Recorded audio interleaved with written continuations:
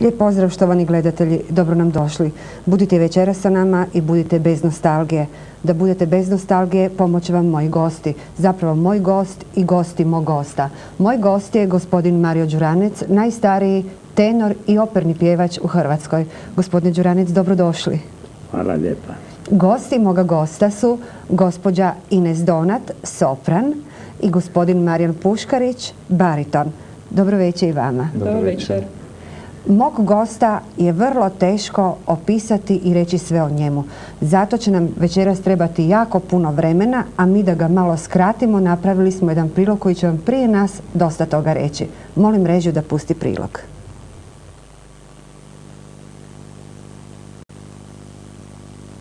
Danas vam želimo predstaviti našeg poznatog i cijenjenog glazbenog umjetnika, gospodina Marija Đuranca, dramskog tenora koji je mnogo pridonio afirmaciji naše operne glazbe.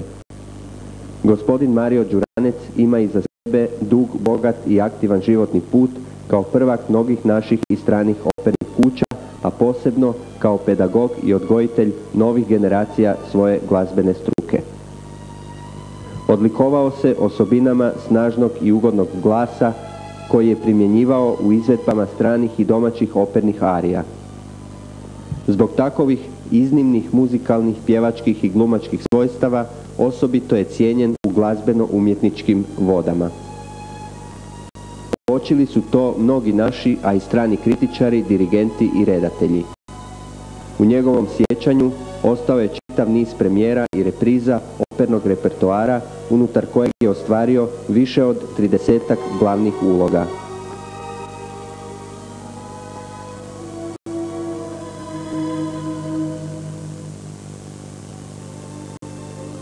Ovo je moj život, jel? Moj život i moja prošlost. Ono što sam ja s gospođom Marković razgovarao, da su to sve uspomene, ali ne smijemo živjeti od uspomena. Nek moramo i sad nešto stvarati.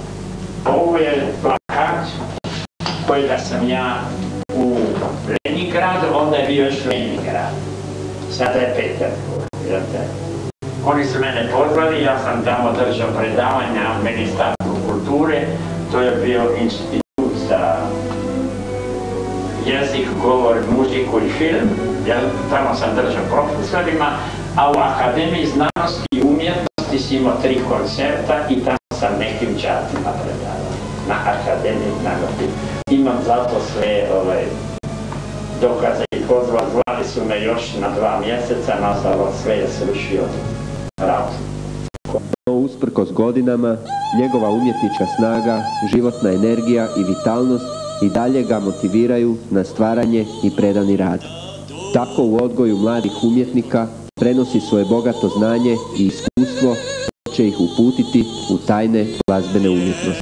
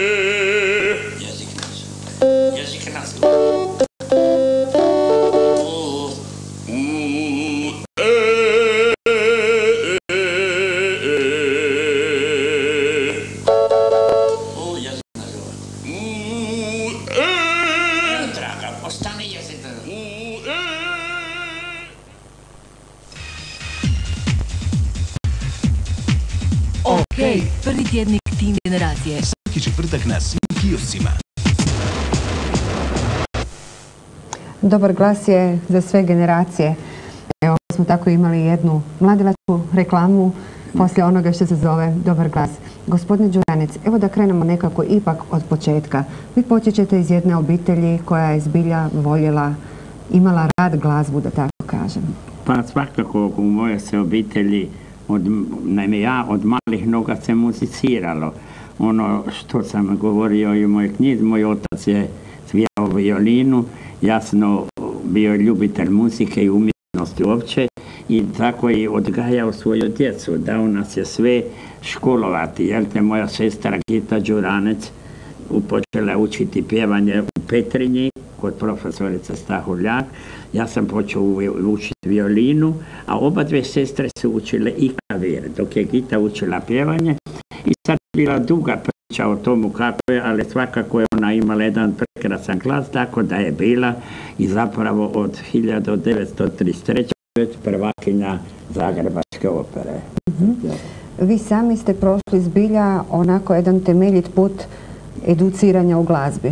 Pa gledajte, ja sam poslije u mladim godinama počeo učiti u glazbenom zavodu, onda se zvao konzervatorij, violinu, jel te, i već tu, pošto u konzervatoriju ili kao što je danas u muzičkoj akademiji, đaci i pjevaju u zboru. I tako sam ja bio primijećen kao jedan specijalno, valjda, dobar glas, pa kad se je davala u Zagrebu prva predstava Parsifala, to je negdje bilo 1921. nažalost vrlo davno, jel te? Ali vi dobro nosite svoje godine. Da, pa su me onda zvali tamo i tako je bio moj prvi susret sa kazališnim daskama, kako bi se reklo. I tako, onda sam ja, već poslije kad sam išao, već sam tada išao ja u gimnaziju, prvu ili drugu, ne sjećam se sada, svakako je meni imponiralo kad je pozvornik došao iz kazališta da me se pusti na probu u kazalištu. To je bila zbilja onda, moramo reći, velika opera naša je bila na jednoj zamjernoj evropskoj visini. I to je trajalo skoro, pa mogli bi se reći, cijeloj bivšoj Jugoslaviji, pa možda i na početku ovoga, poslije Drugog svjetskog rata, jel te, ne znam radi čega, pa to bi mogli teško reći, možda je tu i tehnika kriva, nešto, danas nema takovih glasova, a opet bi rekao i zato jer ljudi neće da rade i da uče. Zato najveći pevači svijeta su rekli, pa ja se sjećam jednog intervjua Montserrat Cabale iz Dubrovnika, gdje je ona rekla da se pjevanje ne može ući 4 ili 5 godina, nek najmanje 8 do 12 godina, kao što je jedan instrument. Jel? Ja sam i zadnji put rekao na jednom, kad smo bili tu imali razgovor, jel te, da mi je došao jedan đak, pa je rekao, ja sam mislio, vi ćete mi pokazati kako se pjeva i ja ću odmah pjevati. A ja sam onda rekao, dobro, onda zemi jedan instrument ili violinu, pa odi kod profesora, on će ti pokazati kako se svira i ti ćeš odmah svirati. Evo, vaši učenici ipak demantiraju to da se ne želi učiti. Hoćete ovako vi predstaviti nama iz svog kuta gospođu Donat i gospodina Puškarića? Pa ja ću vam reći, jedan i drugi su došli k meni da ih ja nisam ni poznavao. Oni su čuli za moj rad, jel te, ja uopće mogu svakako reći da ni jednog od đaka koji danas još kod mene uči nisam k sebi zvao, niti ja, kako bi se ono reklo, nagovarao. Jel te, oni su osjetili rad, svi ti pjevači, ja danas imam i strašno mnogo i drugih, evo sad se još i par novih javilo. Evo, pitat ćemo gospodina Puškarića, kako ste vi došli kod gospodina Đuraneca učiti pjevanje? Da, to je bilo zanimljivo. Jedno vrijeme sam radio u Ljubljanskoj operi, pjevajući tamo i vrativši se nakon toga u Zagreb, ponovo sam sreo jednog kolegu, člana zbora opere HNK, kojeg nisam vidio već dosta vremena, niti čuo. I onda sam, jednom prilikom kad sam ga čuo pjevati, bio sam zapravo fasciniran napretkom u njegovom glasu i uopće pjevanju. I zaintrigiralo me otkuda toliki napredak. Zamolio sam ga da me odvede kod profesora, poslušao sam njegov sat i odlučio. I eto, tako je to počelo. Vidite kako se dobar glas daleko čuje. A vi, gospođo Donat, kako ste vi došli do profesora Đuraneca? Ja sam došla do profesora preko svog supruga koji je učio također kod njega, onda i nagovarao me da i ja krenem. Ja sam se nečkala, kad sam krenula, sad se više ne dam natrag. Jer osjetila sam kvalitetu, osjetila sam da se tu dobro radi, da će se napraviti jedna dobra tehnika, a to mi je zapravo cilj. Jedno dobro pjevanje, jer jedno je lijepo pjevanje, drugo je dobro pjevanje, pa... Gospodine Đuranić, vi ste o baritonu koji je večeras s nama i sopranu koji je večeras s nama govorili meni već ranije sa komplimentima. Dakle, to su glasovi od kojih se puno još očekuje u našoj ozbiljnoj glazbi, ali je zanimljivo da su kod vas učili pjevati i neki drugi ljudi, recimo iz svijeta popularne glazbe, recimo gospođa Ranilović, gospodična Ranilović, Vana. Vana, da, ona je isto došla. Gledajte, ja ne mogu reći sad o njoj šta je ona mislila, jedino valjda je osjetila da se ona možda malo muči ili da ne znam da je došla preko jedne druge pjevačice. Naime, njezin prijatelj je bio poznat sa prijateljom od te druge koja danas pjeva, a to su, ako znate, ono Gato Negro, ima neka, ona pjeva španjolske pjesme. I Vana je onda nju molila da bi došla kod mene, da bi radila, ja ne znam, valjda isto čula, ima i drugih profesora, neću reći, i došla je izbilja, mogu reći da je vrlo marljivo radila i svakako se razvila od onda, jelte, da je počela. Vana, moram reći, ima jedan raspon glasa koji bi mogao pjevati i operu. Ona može, ima preko 2 oktave, ona je kod mene talira krasno, jer ja bi samo nešto malo primijetio, čitao sam sad jedan njezin intervju, neću reći da joj nešto prigovaram, ali je rekla u tom intervju da je njezinih 80%, a 20% ono što su je drugi dali ili pokazani. Ja bih se s tim složio. Ona mora imati 80%, a to je njezin talent, njezina interpretacija. Ali ja mogu imati talent i interpretaciju, ali ako nisam naučio svirati, onda ne mogu taj talent pokazati, jel te? Ipak se mora, i violinista može imati talent da svira violinu, ali ja moram 8 godina učiti violinu i 10 da bi svirao, da bi taj talent iskazao.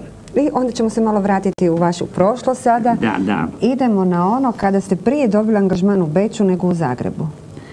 Pa ja bih vam rekao, znate, mogu bi reći baš i politički. Onda je bilo jedna, ako niste bili režimski čovjek, bilo je taj teško prodati i u bivšoj Jugoslaviji. Gledajte, poznato je bilo da je, kad ste tražili pogotovo neko državno ili mjesto sigurno, da je bila ona parola i već onda u bivšoj Jugoslaviji, jel naš čovjek? Znate, ta je parola, ja se to u mladosti vrlo toga sjećam i ja imam jedan novine, mogu bi vam pokazati, beže da piše, sad ću naći, piše hrvatski pjevač koji je prije nastupio u inostranstvu nego u domovini. Jel te, ne mogu se... Dobro, ne moramo sada naći, mi vjerujemo vama i to se zna iz vašeg životopisa već. Ja sam u prvom redu, piše i u mojoj knjigi, spremao se ozbiljno za taj i ljubio taj zanat, jel te, možemo reći da je to zanat. I 35. sam pogrebno organizirao jedan svečani koncert, prvi moj, već onda sa mojim đacima, još su 3 đaka moja nastupala, a pratio nas je Lovro Matačić. Poslije toga sam otišao u Beč, jel te, imao sam sreću, tamo sam vrlo dobro prošao i odmah počeo sa angažmanom u inostranstvu, a to je bilo u Čehoslovačkoj, u Moravskoj Ostrovi. I sad ćemo tu malo prekinuti vašu istoriju i pitati gospodina Puškarića, jer nakon toliko vremena stvari se ponavljaju, izgledaju vrlo slične. Evo i gospodin Puškarić je dobio prvo angažman, da kažemo, u inozemstvu, u Sloveniji, to je normalno inozemstvo. Sada. Prije nego u Zagrebu. Hoćete malo nam to pobliže ispričati? Pa vidite, nije to zapravo tako teško objasniti. Svoje okolnosti. Ja sam namjeravao, krenuo sam zapravo na Ljubljansku akademiju za glazbu i da bih mogao živjeti, onda sam dobio posao u zboru opere Ljubljanske. Nekoliko mjeseci sam pjevao u zboru, međutim, odlučili su u upravi da sam zadovoljavao neke kriterije, odnosno sam pokazivao izvrstan talent i počeli smo dodjeljivati uloge solističke. I tako je to krenulo. I 3,5 godine sam pjevao. Tako jedno 12-13 uloga je bilo te 3,5 godine. I eto, u međuvremenu, kako život obično donese, drukčije odluke. Oženio sam se našom Zagrebčankom, vratio se u Zagreb, osnovao obitelj. Eto, sad sam tu u zboru opere, HNK. Nadam se solističkoj karijeri? Da, naravno da se nadam, ali ne toliko zbog toga, zbog karijere same, nego osjećam potrebu da iskažem kroz pjevanje neke stvari koje osjećam da mogu dati. I imao sam sreću da je upravo sam dobio ulogu Šonara u Pučinove operi La Bohème. I eto, izuzetno se veselim tom radu. Kolege koji su sa mnom su izvanredni. Mislim da će to biti zadovoljstvo. Gospođo Donat, što vi želite postići svojim pjevanjem? Ja bih htjela puno postići sada. Htjela bih postići da postanem solista, da ostvarim jednu solističku karijeru. Ne znam, nemam ništa povrh toga. Ja mislim da je to dovoljno. Konkurencija glasova kod vaših učenika i bariton i sopran je dosta jaka. Kako vi, onako grubo, ne moramo vas držati za riječ večeras, ali grubo procjenjujete njihove dalje mogućnosti? Pa ja bih rekao da oba dva imaju kapitalne glasove. Svakako glasove, jedan bariton, on ima jedan glas kojega mi danas neću pretjeravati, možda u Hrvatskoj, barem za sada ne znamo ili nemamo. Nažalost, premalo mu se polaže pažnje i važnosti. On bi danas mogao pjevati, tako bi rekao da ima jedan glas kojim bi nas mogao reprezentirati ne samo u Hrvatskoj, nego u cijelom svijetu. Gospođa Donat? Gospođa Donat isto ima jedan kapitalni glas, jedan sopran, vidite, ona je došla k meni, pa i on, ja bi se mogao malo i pohvaliti, jel te? Oni su prije toga učili, ali vrlo krivom školom. Vrlo krivim načinom, tako da su jako teško svladavali neke visoke note i operarije, dok danas ja sam jako zadovoljna što njima oni napreduju i ako će imati volju. Gledajte, operni pjevač mora biti i borac, lično borac. On se mora donekle izboriti za svoju karijeru. Znate, ima jedan veliki operni pjevač Mario del Monaco, kojega smo mu tu slušali, koji je rekao da je pjevanje korida. Točno. Znate, korida i pjevač mora biti junak, jer gledajte, on čim stipi na podij, on ima oko sebe same neprijatelje. Nećemo reći zlobne neprijatelje, ali neprijatelje, jer svako od njega traži najbolje. Ako je publika nezadovoljna, onda nezadovoljna, ali ako publika reagira aplauz, nije nikad aplauz je onda kad publika stane na noge pa aplaudira. Kad se osjeti fascinacija. Tako je. Eto vidite, a takvih danas ima pjevača vrlo malo, samo zato neću reći iz tog razloga da nema glasova, ima, ali nema ozbiljnog rada. Nema ozbiljnog rada, svi hoće na brzinu, i to je isto rekao Mario del Monaco, svi hoće na brzinu da zarađuju novac, da rade, da žive, a to je u velikoj stvari pokvarila tehnika. O tehnici ćemo posebno, a sada vas molim pitanje za sve vas. Dakle, jedno po jedno ćemo na to pokušati odgovoriti. Ne činila li vam se da u ovo vrijeme ponovo dolazi do jedne renesansa opernog pjevanja? Evo vidimo koliko je modern bio ovaj nastup 3 tenora, onda vidimo da u zabavnu glazbu se uvode glasovi koji mogu pjevati opere, a onda jednu vrlo popularnu melodiju su snimili svojedobno Montserrat Caballé i Fred Mercury iz Queena.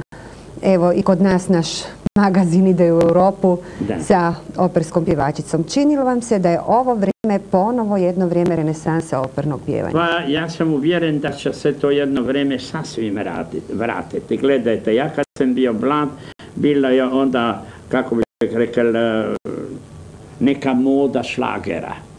šlagere se pjevali, zabavne pjesme, onako, sve je to bilo bez pojačala, jel te?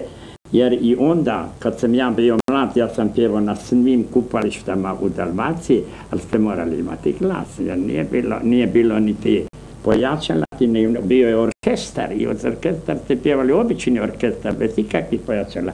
Jel te? I zato su se i glasovi više razvijali. Danas stane pjevač pred mikrofon, jel te, metne ga tako rukići na zube i može pjevati, a da ništa zato posebno nije učinio, niti se trsio da mu se glas razvije. Šta vi mislite, gospođo Donat, o tome da li se vraća moda opernog pjevanja? Pa ovo što ste vi spomenuli, da, to se meni isto ovako učinilo da se vraća. Ali nisam toliko to osjetila zato što ja dosta pratim operu, po nekoliko puta odlazimo na predstave i tako da ja nisam zapravo osjetila da se to sad nekako više razvija i više nudi. Eto, ali da, to imate pravo, s tim bi se složila da ulazi i u zabavnu glazbu i da se to počinje konačno njegovati i cijeniti. Vaš sud, gospodine Puškarić? Pa da, slažem se. Ja bih nešto u to ubacio, ako dozvolite. U prvom redu ja mislim da se danas za tu umjetnost premalo ulaže, a specijalno financijske sile, razumijete. Gledajte, ako gledamo tradiciju, od kad je postala naša opera, ako nismo imali dobrog domaćeg tenora, mi smo plaćali vanjskog tenora. Danas je to nemoguće radi toga jer su jako skupi i ne možemo ih plaćati. I onda je bilo i to da smo mi imali takvog pjevača u našem, po kojemu su se svi drugi mogli učiti pjevanje. Danas, nažalost, smo u jednoj krizi, ja neću o tomu govoriti zašto, ali je svakako razlog tome, pa možda bi reći možda i sami dirigenti su krivi tomu, oni znate više gledaju na svoju karijeru, a možda ne na razvitak naše opere. Mislim da neki parcijalni egoizam dovodi do toga. Tako je, gledajte. Ipak znate, gledajte, moramo to priznati, pa makar me i ljudi osudili radi toga, ali gledajte, dok su bili oni stari dirigenti kao što je Baranović, kao što je bio Saks, kao što je bio Smotek, bilo je puno onda, oni su se trsili da našu operu dignu na visinu, a ne da putem naše opere sebi prave karijeru. Razumijete? Tu je ta stvar koju bi se morao naći jedan koji bi se založio za našu operu, a ne oni su svi mladi dirigenti, ja neću sad staviti kritiku veliku, ali oni su glavno gledali, idemo u inostranstvo da sebi napravimo karijeru. Izuzetaka je normalno bilo, a ja vas lijepo molim, vi ste nastupali sa velikim imenima hrvatske glazbe, možete malo nas vratiti kroz svoja sjećanja na likove, recimo Gotovce i Lovre Markovića? Ne bi mogo se svratiti, ja sam prvi put sa Gotovcem pjevao 1931. To je bio jedan muzikl, zvalo se Pepe Ljuga, koji je sastavio naš Vojmil Rabadan, sada izvrstan režiser koji je umro, bio je nažalost za vrijeme komunizma jako zlostavljan jer je bio previše pobožan, Ljudimo to, a onda gledajte s Gotovcem, apsolutno sam pjevao, ja sam pjevao čak i u operetnom zboru kad je Gotovac bio tamo dirigent. Dakle, to je čitava od 1925. Gotovac je bio i veliki kompozitor, Ja sam zapravo s njim bio jako dobar, imam je od njega čestitku, jer sam ja pevao 120 predstava opere Rozvojnog svijeta. I on mi je lično čestitao i velim Gotovac, onda je bio veliki dirigent Matačić, o tom nema sumnje, on je mene, bili smo isto možda reći kolege, prijatelji, on je mene pratio na prvom koncertu, zatim sam s njim pjevao Aidu i Carmen u Rijeci, pa je bio još jedan veliki, čiji sam mogu reći, samo njegov tenor bio, a to je bio Papandopulo. Papandopulo kad je došao u Sarajevo, kad je me čuo, onda je odmah rekao ti moraš pjevati u Dolini Pedera, pevao sam onda s njim cijelo vrijeme i kad je on postao direktor opere u Rijeci, odmah me zvao u Rijeku. Bili smo tako, mogu reći, baš dobri prijatelji. Puno ste znate, putovali. dirigenti su takovi, on hoće čovjeka u kojem je siguran, a ne da on mora njega učiti. Puno ste putovali, puno pozornica je Puno gledajte, treperilo pred vašim glasom. pa ja sam pjevao. 30 velikih uloga, 30 velikih naslovnih uloga. Koja među njima je posebna? Je li to Otelo ili možda neka druga? Pa slušajte, dok sam bio mlađi, bio mi je jako draga Carmen, pa bio mi je drag Troubadour, jel te, pa Kabulni plet, ali svakako jedna od najdražih, jedna od najlepših opera, jel te, u kojoj zbilja možete nešto pokazati, to je Otelo, jel te. I vidite, gledajte, sad bi tu rekao kako mora se razvijati jedan umjetnik. Ne može Otela pjevati jedan pjevač od 35 godina. On mora da se razvija na pozornici, da postaje, ako je, ja sam to i usporedio u knjigi, da se operni pjevač može uspoređivati sa atletičarom. Vi počnete sa malim glasom, eto to je ono što je on rekao, da je čuo jednog pjevača koji je, kad ga je čuo, kad je s njim počeo, da je to mali glas, a kada je nakon 5 godina čuo, bio je frapiran kako se taj glas razvija. Jel tako? Da, naravno. Dakle, vidite, glas se mora razvijati, a ne da glas je isto ko atletika. Mi ne pjevamo dahom, nego se pjeva mišiće, naši grleni mišići, to se mora razvijati da vi dođete do onog snažnog pjevanja. Kako treba operni pjevač pjevati. Je dramaturgija strasti koja se pokazuje u Otelu traži stvarno glas koji je... Da, tako je. Dakle, ja sam Otela pjevao, vidite, ja sam pjevao čitavi veliki repertoar, a Otela sam pjevao tek sa 52 godine. Kad mnogi drugi pjevači više ne mogu pjevati. O tome ćemo još kako dugo sačuvati dobar glas, a sada da vidimo kakav je glazbeni ukus naših gostiju. Da. Gospođo Donac, što je ono što vi najradije bi pjevali? Recimo sada možete imati neki mali čarobni štap, ali idemo malo biti metafizični. I što biste voljeli pjevati? Znate šta, u ovom trenutku ja bih sve voljela pjevati. Sve što bih dobro izvela i u čime bi mogla publici pružiti nešto lijepo i dobro, znate. A trenutno vježbamo Verdijev Bal pod maskama, ariju Amelije. Eto, to mi je za sad... To na satovima radite sa gospodinom Đurancem. Vi, gospodine Puškarić? Pa vidite, zna se što je u baritonskom repertoaru kraljevski kolač, trilogija, Troubadour, Traviata, Rigoletto. Međutim, to su, mislim da bih mogao u tome dosadati, dosta osjećam tako, baš tu vrstu repertoara. Ali ne bih išao tako daleko. Mislim da pjevač mora sazrijevati i sa manjim stvarima prvo. Na pozornicu se treba privikavati, da se izgubi strah, da se steče jedna sigurnost, i onda možemo poslije govoriti o nekim većim stvarima, ovisno o razvitku, naravno. Tako da, mislim da ima vremena. Pa doći će to možda. Dobro, samo zatajan nam je ostao gospodin Puškarić, pa nećemo inzistirati. Hoćete vi sada nama reći, gospodine Đuranec, ali tako lijepo da čuju svi ovi koji žele još i dalje učiti pjevati, što treba u stvari raditi sa glasom da bi dugo trajao i dugo bio dobar? Gledajte, u prvom redu treba pravilno vježbati. Imamo kod nas, ja sam to napisao, imamo kod nas zabluda, to je najveća zabluda i najveća greška, čemu interesantno, potpuno krivo neki čak i dirigenti tumače, da se recimo dođe pred vol, pa najprije morate udahnuti pa onda pjevati. Nije istina. Samo dahom se ne može pjevati. Ja sam, gledajte, da vam sad kažem jednu rečenicu, pitao sam više put i doktore, i moje đake, i profesore, kako nastaje glas u grlu? Jel biste vi mogli reći kako nastaje glas u grlu? Ne znam, grlo doživljavam kao recimo jedan kompleksan instrument. To je pravilno, ali recimo ja sam od mnogih čuo da glas nastaje titranjem zraka na glasilicama. Samo zrak ništa ne stvara. Po tomu je dokaz da mišice pjevaju. Vi ako ne kažete vokal i, a, e, nema tona.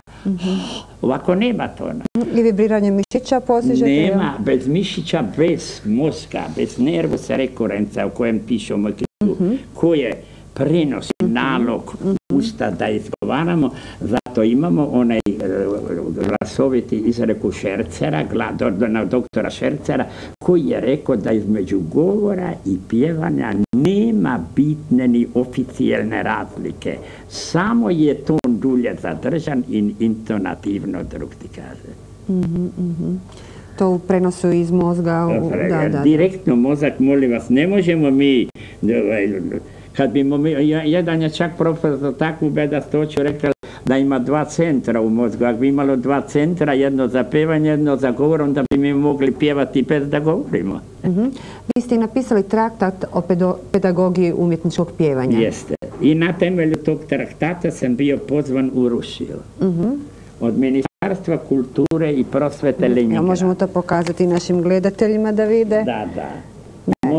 I kako je to vaše iskustvo bilo u Rusiji? Pa rekao bi vam, znate da su i oni dosta u zabludi i tamo sam čuo neke, ja sam tamo podučavao, naime prvo sam držao predavanje na Institutu za jezik, govor, pjevanje i muziku i film. To je institut na Ministarstvu kulture, jel te? To sam držao predavanje. Zatim sam i radio sa nekim na Akademiji znanosti i umjetnosti. Oni su imali jedan odsjek, pa su me molili da tamo radim sa nekim mladim đacima i vidio sam da se i kod njih radi neke krivi pojmovi, razumijete? Isto krivi pojmovi da se pjevanjem mora snagom dizati stul ili klavir ili šta ja znam ovakve stvari, jel te, a ima među njima jako lijepih materijala i glasova, jel, i samo su se rijetki opet izvukli iz toga, jer ima puno, mnogo, gledajte, ima mnogo i u Europi. U nijednoj struci umjetničkoj nema takovih, kako bi ću rekao, hostapl, takovih prevaranata kao što u umjetničkom pjevanju. Svi tako kažu, tako ja kažem za novinarstvo, tako kažu i glumci, svi tako kažu. Znate, svi koji vole svoju profesiju, to je točno, ja ne branim svoju profesiju, ali molim vas, vi nigdje ne vidite da neko može podučavati klavira, da ne zna svirati klavir. A vi imate puno pedagoga koji nikad nisu zapjevali, a podučavaju pjevanje. To je već apsurd, jel? I imate malo kirurga koji nisu završili kirurgiju, a imate recimo puno novinara koji ne znaju što je vijest. Tako to se dešava, jel? To se desi. Nažalost, ali velim vam, to je, oni, znate, privlače tu mladost, obećaju im veliku karijeru, a šta? Onaj, može se reći, to je najveća tragedija, što onda taj mladi čovjek koji je došao da uči pjevanje, da bude umjetnik, da se posveti toj karijeri, na koncu, nakon 4-5 godina nema više glasa. Sklona sam veoma podržati taj vaš stav, pa ćemo još malo podrške dati i sa našim gostima. Točno je, talent je jako vrijedan, ali treba mu prethoditi dobra edukacija. Tako je. Tek onda talent dolazi do izražaja. Ja bih vam samo nešto rekao, ja čak niti ne gledam na nikakav honorar ili ovo. Ako je neko talentiran, ja ću potpuno badava s njim raditi. Lijepo. Evo da vidimo što misle o talentu i radu vaši učenici. Gospođo Donat. Ja sam bila uvjerena da ako čovjek ima talenta da je time sve riješeno, ali profesor me uvjerio u suprotno.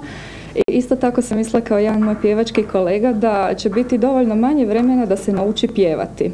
I nakon nekoliko mjeseci učenja sama sebi sam postavila pitanja, dobro, mislim, da li se to pjevanje uopće može naučiti, koliko je to teško. I zahtijeva jedan dugotrajni rad, jednu disciplinu, jednu samokontrolu, jedno odricanje. Mislim, nešto na što ja zapravo uopće nisam bila spremna, tako da me je zateklo. Ali eto, mislim, sada polako dolazim k sebi, shvaćam ozbiljnost tog poziva i prihvaćam se posla, sve više i više. Krasno, gospodine Puškarić. Da, naravno, rad je tu jako važan. I talenat je zapravo, ja gledam kao na talenat sa dvije strane. Samo grlo, čija konstrukcija daje boju tona izvjesnu koja je recimo lijepa, to je od Boga. Uz taj talenat ide i talenat da se čovjek izražava i osjeća potrebu da se izrazi pjevanjem. Na to dolazi rad. Jer koliko god ja htio i koliko god sam želio na kraju krajeva otpjevati jednu lijepu ariju i kroz nju dati nešto što osjećam, nisam mogao jednostavno, nisam imao alat. I radivši sa profesorom Đurancem, poslije dosta vremena, znalo mi se dogoditi, kad je sve bilo postavljeno kako treba, da otpjevam jednu ariju upravo na takav način da mogu se naprosto razbacivati osjećajima kanaliziranima i davati jednostavno ono što mislim da treba dati. Onda mi je bilo, oj Bože svi, zašto ne pjevam uvijek normalno. Poslije je bilo pada i tako uvijek čovjek se uzdiže i pada u tom učenju pjevanja. Međutim, i to je jedan proces učenja i stvaranje jedne stabilnosti.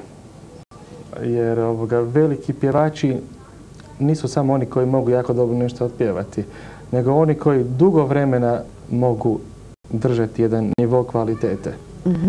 Gospodin Đuranec i sada raspolaže svojim krasnim tenorom.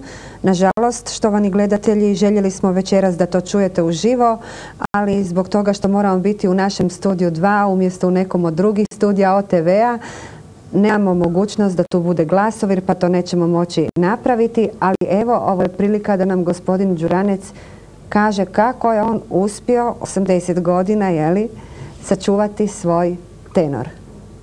Pa ja mislim da sam to uspio samo zato što sam znao pjevati.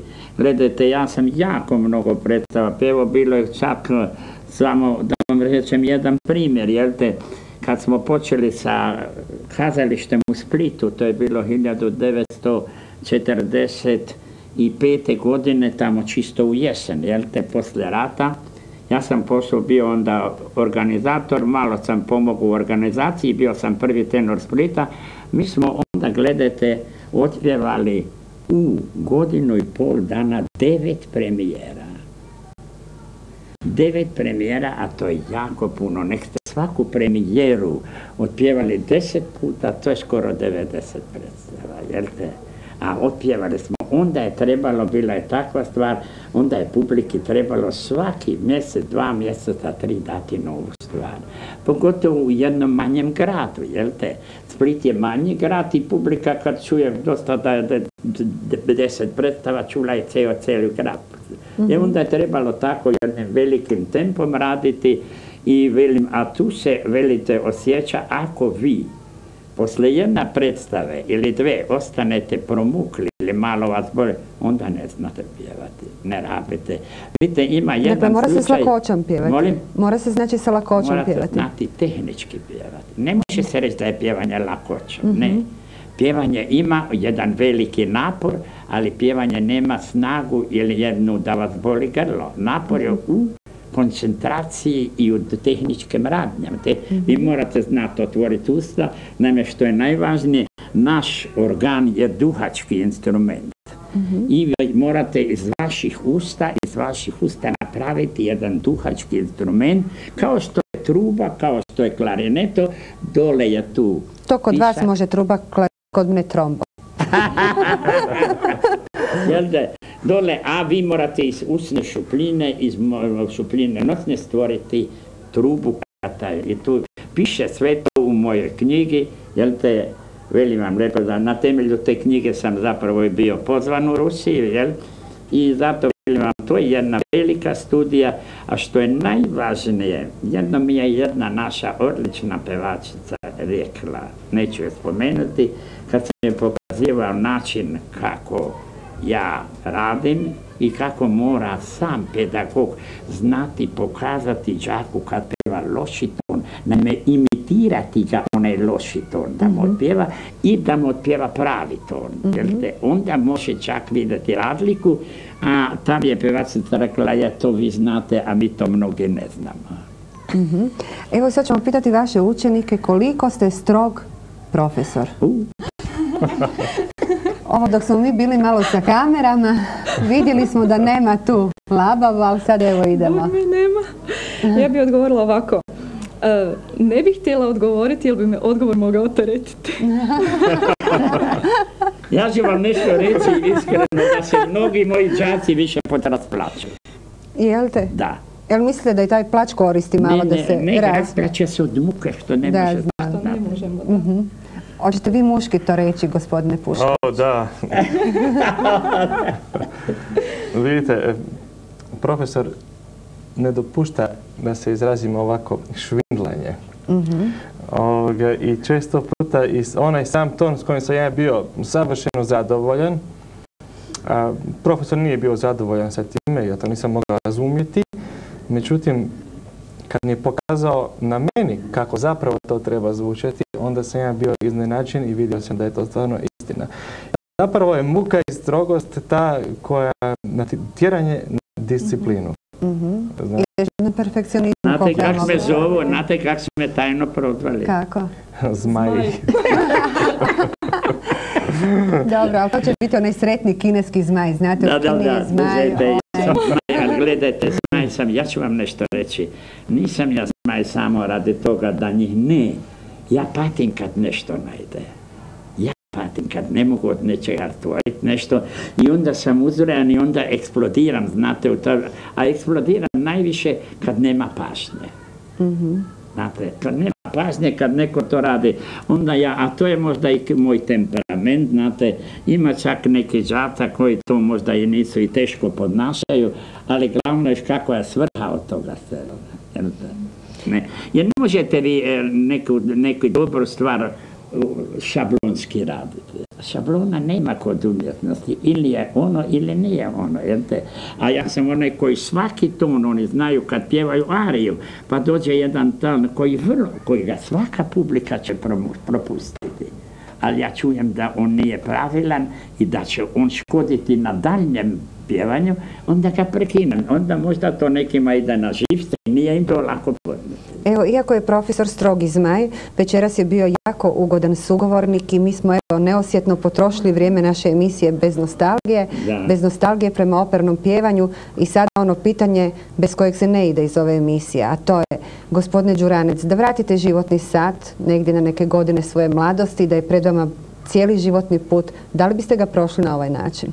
Molim, da li? Da li biste živjeli kao što ste živjeli? Ja mislim da bi, samo bi bio još možda malo pametniji, i malo drugčije znao neke stvari izrabiti, ali ja bez muzike i bez umjetnosti, ja sam ono napisao u knjigi, čovjek koji hoće biti umjetnik mora zato biti predentiran. Vi morate, ako ste pravi operni pjevač, vi ne možete biti bez pjevanja. Kao što ne može slikar biti, ne postaje slikar da se ja sjetim, ja ću sad malat, a nemam za to uopće poriva, jel te? Ovo sam napisao u knjige, kao što slikar mora biti slikar, književnik mora pisati, poeta mora pjesme pjevati i pjevač mora u svojoj duši imati nagon da on ne može bez toga zaživjeti. Hvala vam puno što ste bili večeras moj gost. Hvala vam što ste bili moji gosti. Hvala vama. Štovani gledatelji, hvala za vašu pozornost. Doviđenja. Gledajte nas i sljedeći tjedan.